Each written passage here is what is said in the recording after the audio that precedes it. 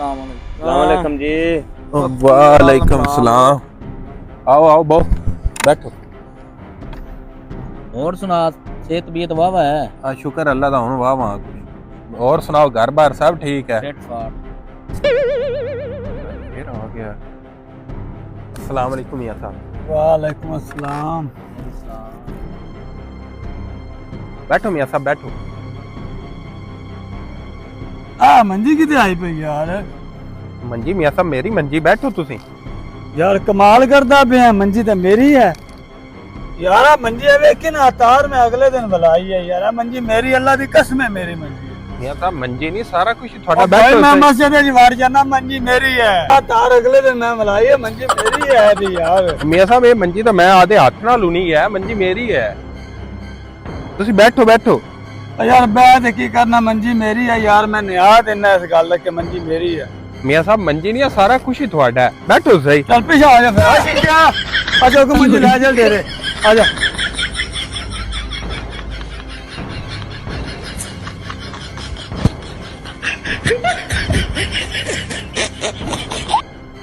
ये कौन बंदा हैगा यार नशई जिया? यार ये ना साडे इलाके दा बड़ा जिमींदार। ये जिमीदार मैंने तो मंगता लगदा पिया। नहीं नहीं, वो नशा करदा ना तां तैनू एवें लगदा पिया है। मंगता नहीं, बड़ी जमीन ही इंदे कोल 100 किले दा मालिक है। ओ भाई जमीन वाला बंदा ते मंजी चाह ले जांदा कि मंजी दी भला कोई बात हैगी? हैगा ही नशे विच है, तू उंदी हालत नहीं वेंदा पिया। हां हैगा तो नशे। अक्सर नशा करदा रहिंदा तो बड़ी ज्यादा चुस्की लांदा। तुसी खलोवो यार, मैं ना मंजी चुक्की लियावां।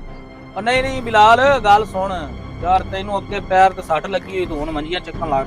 बस बस तू सानू इजाजत दे, ਅਸੀਂ जाने यार। लेकिन वे नशे विच वेख ले किड्डा वड्डा बंदा, तू कहंदा मैं 100 किले दा मालिक है कि ओनू इन्नी होश नहीं है कि मैं की करदा वां।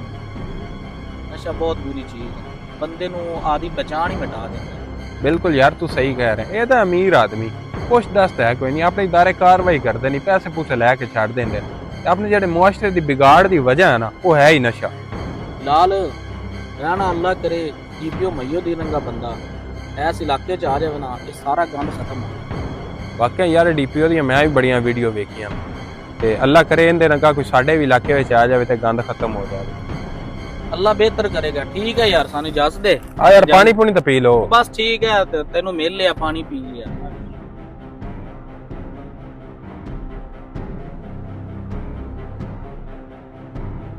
बिलाल भाई गल सुने जे। बिलाल भाई आ तुहाडी मंजी जेडी कल मीं ने चवाई आई, तो उनका तो तुहानू पता ही है कि थोड़ा जिहा उस हालत च रहिंदे ने, तो उन्होंने कल होश नहीं आई। ते अज मैं तुहानू दे ते उनकी तरफों मैं माजरत करना, किसी किस्म का गुस्सा ना करी। यार गुस्से वाली कोई गल नहीं। कल मेरे मेहमान आए हुए है, वो की सोचते होंगे थोड़े पिंड का जेड़ा जिमींदार है वड्डा, वो ही नशा कर रहा, तो बाकी आवाम की करती होएगी। बस आ ही थोड़ा मसला सी, और कोई मसला नहीं। बिलाल भी तुहानू तो पता मैं तो मुलाजिम, मैं उन्हें की आख सकता। उनकी उनकी भी मर्जी, अल्लाह उन्हें हदायत दे।